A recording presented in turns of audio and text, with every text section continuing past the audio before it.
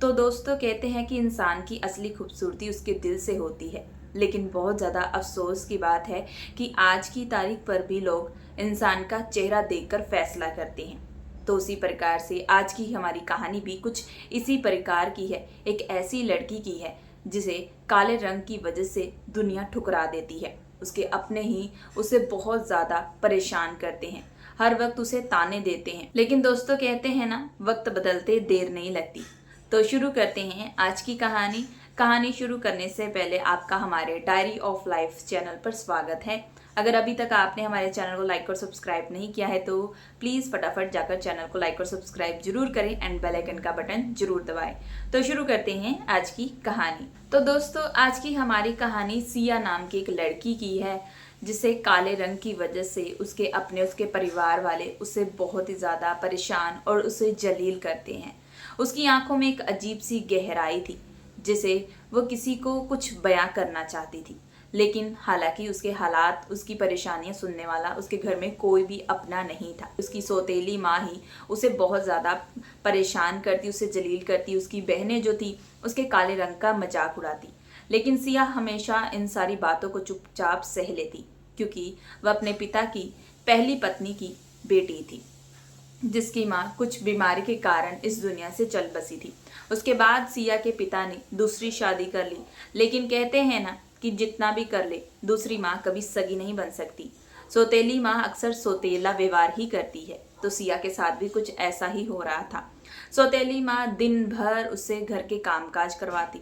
हालांकि सिया जब बचपन में थी तब उसका रंग जो था काफी अच्छा था। लेकिन जब सिया के पिता ने दूसरी शादी की तो उसके बाद उसकी सौतेली माँ दिन भर धूप में खेतों में जाकर उससे काम करवाती, जिसके कारण सिया का रंग जो था धीरे धीरे ढलने लगा, सांवला हो गया। और बढ़ती उम्र के साथ उसका जो रंग था, उसका जो शरीर था वो काफ़ी ज़्यादा पतला हो चुका था क्योंकि खाने पीने की भी कमी होने लगी थी। सिया की सौतेली माँ से घर के बर्तन, झाड़ू पोछा सब कुछ करवाती A to Z और अपनी बेटियों को महारानी की तरह रखती। हालांकि उसके पिता जो थे वो सारी सच्चाई देख रहे थे। लेकिन जब भी वह अपनी दूसरी पत्नी से, यानी कि जो उनकी पत्नी थी, उनसे बात करने जाते थे तो उनके साथ काफ़ी झगड़ा होता था। इसी कारण से सिया के पिता ने धीरे धीरे इन बातों पर ध्यान देना बंद कर दिया क्योंकि घर में ऐसी परेशानी थी। दो दो और बेटियां थी जो कि उनकी दूसरी बीवी की बच्चियां थी, उनको भी पालना था।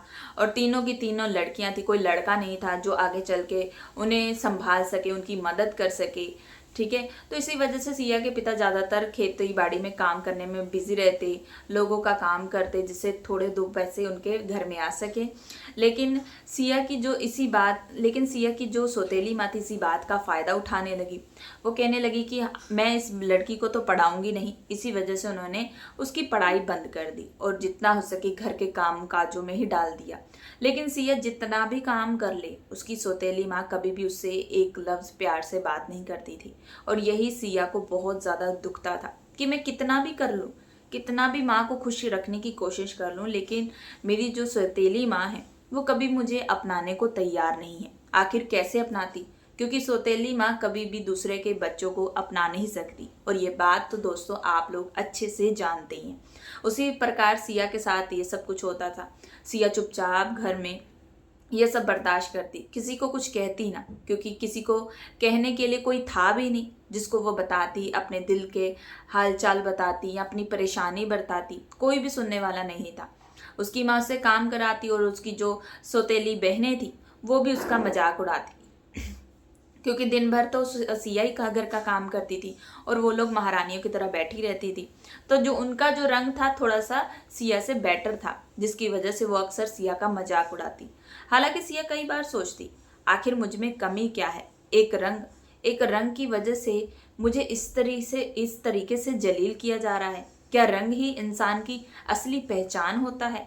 सिया के मन में बहुत बार ये सवाल उठते थे, लेकिन वह चाहकर भी किसी से बताती नहीं थी क्योंकि उसे फिर से पता था कि भाई मैं जितना भी कह लूँ या अगर किसी से 1 इंच अगर मैं बात कर ली या किसी को कुछ बोल दी तो ये उल्टा मुझे शायद इस घर से निकाल देंगे। ये डर भी उसके अंदर बैठ चुका था क्योंकि उसने बचपन में तो यही सब देखा था। जब बचपन में किसी बात के लिए अगर अपनी सौतेली माँ से एक रोटी भी मांगती तो उसकी माँ उसे बहुत जलील करती, हालांकि उसे मारती भी। ठीक है, और उसका दर्द उस वक्त सुनने के लिए कोई भी नहीं था। इसी वजह से वो सब कुछ धीरे धीरे बर्दाश्त करती आई थी। जो हम नहीं भी सोचते हैं वो होने लगता है। सिया के साथ भी कुछ ऐसा था। उसने अपनी ज़िंदगी को हार मान लिया था, यही मान लिया था कि भाई नहीं, अब इसी से मेरी ज़िंदगी चलेगी, इसके आगे मेरी ज़िंदगी कुछ है नहीं, ठीक है। दूसरी तरफ सौतेली माँ की जो बेटियां थी वो बड़ी हो रही थी। उनके लिए वह रिश्ते ढूंढने लगी कि जल्द से जल्द मैं पहले अपनी बेटियों की शादी करवाऊं, ठीक है। इसी वजह से उसने अच्छे खासे घरों में अपनी बेटियों की शादी भी करवाई। काफ़ी शादी धूमधाम से की, ठीक है, इतना धूमधाम से नहीं लेकिन ठीक से की कि बेटियां खुश रहे। और शादी के टाइम पे कुछ छोटा मोटा उन्होंने दहेज भी वगैरह दिया। सब कुछ बहुत अच्छे से उन्होंने किया। और शादी में भी सिया से इस तरीके से मजदूरों जैसा काम करवाया जा रहा था। सिया ये देखकर बहुत हैरान थी। उससे किसी ने पूछा नहीं कि भाई तुम खुश हो कि नहीं हो। हालांकि उसके पिता ने भी उससे नहीं पूछा, क्योंकि वो खुद ही अपनी दूसरी बेटियों की शादी कराने में बिजी थे। तो सिया अंदर ही अंदर घुट घुट कर जी रही थी। वह अपनी परेशानी किसी को बता नहीं रही थी। फिर कुछ महीनों बाद घर में फिर से शादी की बात चली। यहाँ पर बात सिया की चली थी। सिया की जो सौतेली माँ थी उसने ज़्यादा छानबीन नहीं की। बस उसे इतना पता चला था कि लड़का जो है एक बड़े घर में काम करता है। उसने वही नौकर समझकर फटाफट उसकी शादी कराना मांगी कि यही लड़का ठीक है, कम से कम हमें कुछ देना लेन देन तो नहीं करना पड़ेगा और शादी में खर्चा भी नहीं होगा। क्योंकि लड़के ने कह दिया था कि मैं शादी बहुत सिंपल तरीके से करूंगा और कोई भी मैं लेन देन नहीं करूंगा। यही सुनकर सिया की माँ ने कहा कि चलो अब इस लड़की को, इस बोझ को छुटकारे पाने का सबसे सही तरीका है। इसी वजह से वो फटाफट बिना देरी किए उस लड़के के साथ रिश्ता पक्का कर देती है। हालांकि छानबीन भी नहीं करती कि वह लड़का क्या करता है, कहाँ रहता है, किधर रहता है, नहीं। वो समझती है कि हाँ एक नौकर है, हम इससे शादी करवा देते हैं फटाफट, इससे पहले की बात आगे बढ़े। क्योंकि अब लोग जो थे, दुनिया वाले थे, कहने लगे कि तुमने अपनी खुद की बेटियों की शादी करा दी, लेकिन किया है उसकी शादी तुमने अभी तक नहीं करवाई। तो इन वजहों की वजह से उसकी सौतेली माँ फटाफट रिश्ता पक्का कर देती है। शादी बहुत सिंपल सादगी के साथ होती है, कोई लेन देन नहीं होता। शादी के बाद सिया अपने ससुराल चली जाती है। हालांकि उसे कुछ समझ में नहीं आता कि इतनी जल्दी उसकी ज़िंदगी का फैसला भी हो चुका है। उसे कुछ समझ भी नहीं आ रही थी। वो आने वाली ज़िंदगी को लेकर काफ़ी ज़्यादा डर में थी कि एक जगह तो उसने परेशानियां झेली है, न जाने अब दूसरी जगह उसके साथ कैसा व्यवहार किया जाएगा। शादी की रात जब उसका पति उसके कमरे में आया तो सबसे पहले उसने उसका हाथ पकड़ा और बड़े ही प्यार से कहा कि तुम काफ़ी खूबसूरत हो। ये सुनकर सिया को काफ़ी ज़्यादा शौक लगा। मतलब वो हैरान हो चुकी थी कि एक लड़का आकर मुझे ये बोल रहा है कि मैं काफ़ी खूबसूरत हूँ, और ये खूबसूरत शब्द उसे आज तक किसी ने नहीं कहा था। हालांकि उसकी खुद की सौतेली माँ, उसकी बहनें उसको रंग का लेकर काफ़ी मजाक उड़ाती थी। तभी उसने सिया ने अपने पति को कहा कि मुझे पता है कि आप मुझे बहला रहे हैं। तभी सिया के पति ने कहा कि नहीं, मैं तुम्हें बहला नहीं रहा, तुम सच में बहुत खूबसूरत हो। तभी सिया ने कहा कि मेरा रंग, सिया इसके आगे कुछ कहती कि तभी उसका पति कहने लगा कि मैं रंग की वजह से तुम्हें पसंद नहीं किया, मैं तुम्हारी सीरत देखकर, तुम्हारा दिल देखकर, तुम कितनी नेक हो, साफ दिल की वो देखकर पसंद की। और शकल सूरत से किसी को भी जज नहीं किया जा सकता और ना ही पसंद किया जा सकता है, दिल इंसान का देखना चाहिए। सुहागरात की रात ये बातें सुनकर सिया बेहद हैरान रह चुकी थी। उसे दिल में काफी खुशी महसूस हो रही थी कि जिंदगी में पहली बार कोई उसकी तारीफें कर रहा है, और वो भी उसका पति। ये सुनकर उसे काफी खुशी हो रही थी। धीरे धीरे सिया की जिंदगी में सब कुछ ठीक रहने लगा।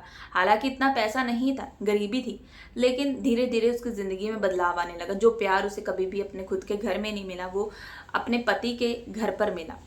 धीरे धीरे दोनों का रिश्ता काफी अच्छे से चल रहा था। फिर एक दिन ऐसा आया कि अर्जुन ने कहा कि सिया, तुम पढ़ाई क्यों नहीं करती हो, ठीक है। तो सिया इस बात को सुनकर चौंक गई। अब इस उम्र में सिया ने कहा कि अब तो मेरी शादी हो गई है, अब मैं क्या पढ़ाई करूं, सीखने की कोई उम्र नहीं होती। तब उसके पति ने कहा, और वहीं से शुरू होगी सिया की नई जिंदगी। सिया को भी उसका पति मोटिवेट करता। सिया ने फिर से पढ़ाई शुरू की। धीरे धीरे उसने खुद को निखारा।